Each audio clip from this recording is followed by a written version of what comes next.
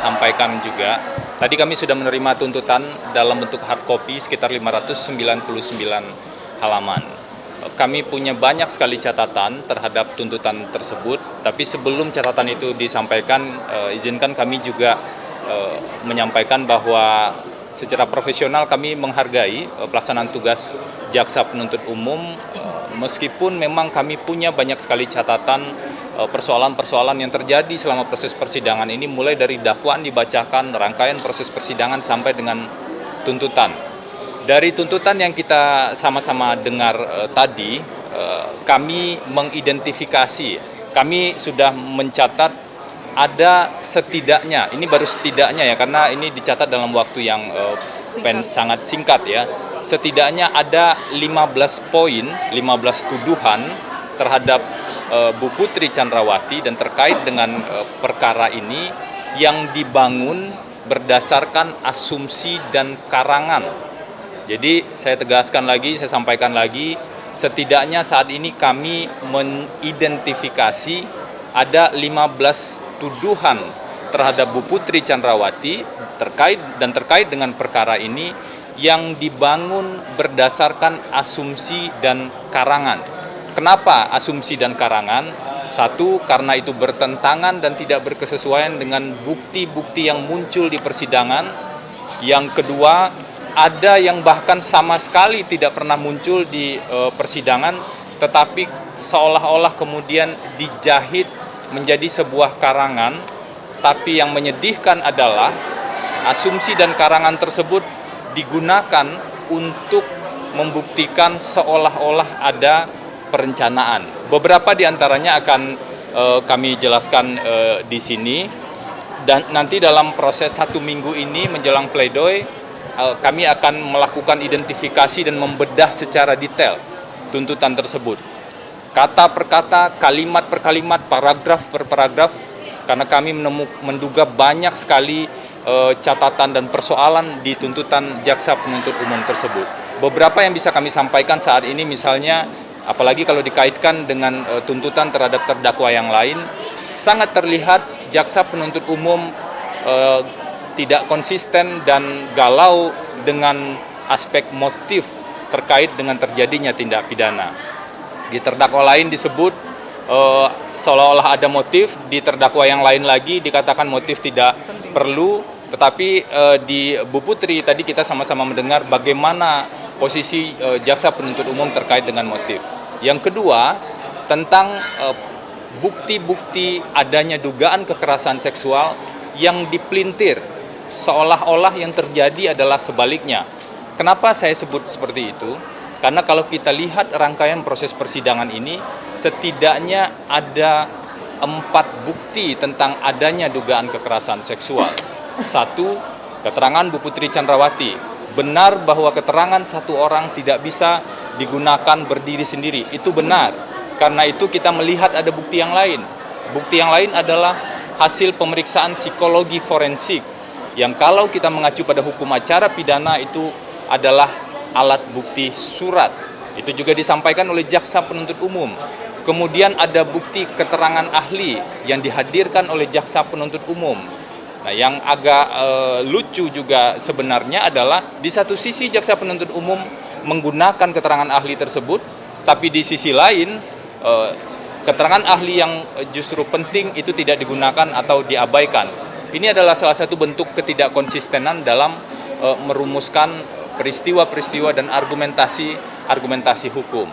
Kemudian bukti keempat adalah ada beberapa keterangan saksi yang berkesesuaian yang menjelaskan peristiwa pasca kekerasan seksual tersebut terjadi, yaitu Susi dan Kuat Ma'ruf yang melihat Bu Putri dalam keadaan pingsan di luar kamar atau lemas, dan juga ada keterangan Richard yang mengatakan Bu Putri pada saat itu bicara di telepon sambil menangis dan meminta Richard untuk kembali.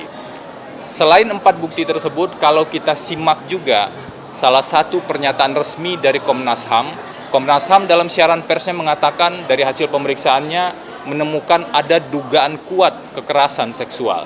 Jadi seluruh bukti yang terang benderang ini seolah-olah diabaikan oleh jaksa penuntut umum, dan jaksa hanya menggunakan 1, bukti yang sebenarnya tidak valid secara hukum, yaitu hasil pemeriksaan poligraf. Kenapa tidak valid secara hukum? Di fakta sidang sudah muncul bahwa pemeriksaan poligraf yang melanggar peraturan Kapolri tentang prosedur, syarat-syarat yang wajib dipenuhi, maka mestinya itu tidak bisa digunakan sebagai bukti yang valid. Jadi sangat aneh dan tidak logis secara hukum sebenarnya ketika jaksa menyimpulkan tidak ada kekerasan seksual, tetapi justru menyimpulkan sebaliknya. Bahkan keterangan ahli, kalau kita simak, ahli psikologi forensik yang dihadirkan jaksa mengatakan keterangan Putri Chandrawati layak dipercaya dan berkesesuaian dengan 7 keterangan yang kredibel.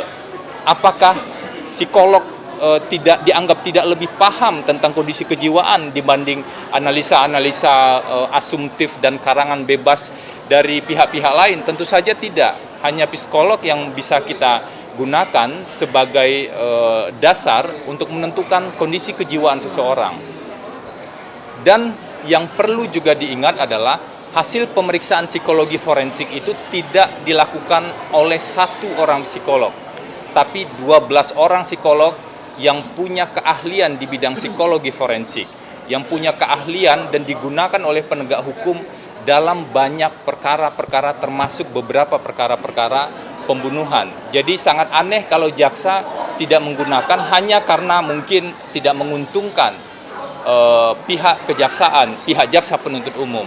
Kami mengingatkan sekali lagi, kita sedang mencari kebenaran, kita tidak sedang mencari siapa yang diuntungkan atau tidak, siapa yang menang atau yang kalah. Itu poin kedua.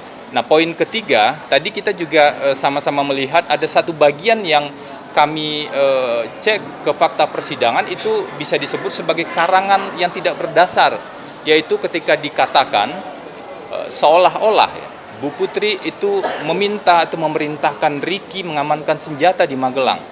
Tidak ada satu bukti pun, tidak ada satu saksi pun, dan bahkan Richard sendiri juga mengatakan dia tidak mengetahui terkait dengan hal itu. Ricky juga mengatakan itu inisiatif sendiri karena melihat situasi.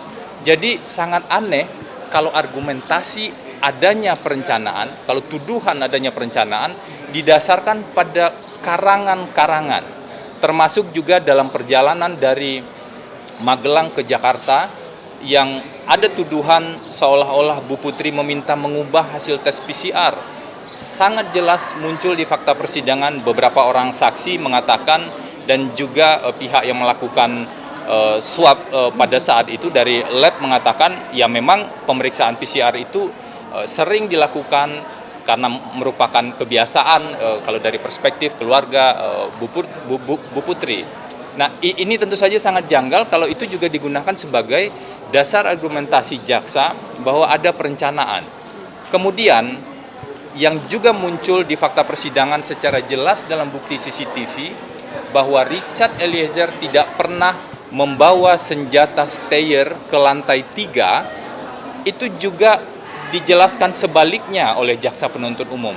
Sangat aneh kalau jaksa masih berdiri pada argumentasi seolah-olah Bu Putri memerintahkan Richard membawa senjata ke atas dan kemudian Richard membawa senjata tersebut di tangga sebelah lift. Bukti CCTV tidak pernah memperlihatkan Richard naik tangga sebelah lift mengikuti Bu Putri dan Kuat. Justru bukti CCTV menunjukkan Richard belok ke kiri. Ke kiri itu adalah tempat kamar ajudan, di mana memang biasanya di sanalah disimpan senjata. Jadi begitu banyak sebenarnya tuduhan-tuduhan yang hanya didasarkan pada asumsi atau bahkan karangan-karangan bebas atau bukti-bukti yang rapuh. Kemudian fakta di lantai 3 juga hanya bersandar pada keterangan Richard Eliezer saja. Seolah-olah pada saat itu Bu Putri ada bersama-sama dengan Richard dan Pak Ferdi Sambo terkait dengan proses klarifikasi dan konfirmasi, padahal Bu Putri ada di kamar. Apakah hukum acara pidana kita sudah berubah yang kemudian bisa menggunakan satu keterangan saksi yang tidak berkesesuaian dengan yang lain, seolah-olah itu benar? Tentu saja itu tegas dilarang oleh hukum acara pidana. Kemudian ada asumsi-asumsi lain seolah-olah Bu Putri mengajak J ke Duren 3 dan menggunakan alasan isolasi. Di fakta sidang justru terbukti isolasi itu adalah kebiasaan yang memang dilakukan, dan kami juga mengajukan bukti SOP dari Dinas Kesehatan DKI bahwa setelah PCR memang sebaiknya proses lanjutannya adalah isolasi sambil menunggu hasil. Dan juga dijelaskan yang lebih menyedihkan adalah tuduhan Bu Putri berganti baju seolah-olah dengan tujuan yang lain, dan ada stigma-stigma seksis yang kemudian diberikan pada Bu Putri. Padahal situasi yang benar terjadi pada saat itu dan terbukti di sidang adalah Bu Putri memang isolasi ke rumah Duren 3, kemudian karena mau istirahat berganti baju dan pintu ditutup. Tidak pernah sama sekali Bu Putri melihat pergerakan yang ada di luar, termasuk juga penembakan. Dan ketika penembakan terjadi, wajar respon orang-orang adalah siapapun itu, apalagi Bu Putri yang sedang mengalami tekanan pasca kekerasan seksual, itu menutup kuping dan kemudian merasa takut.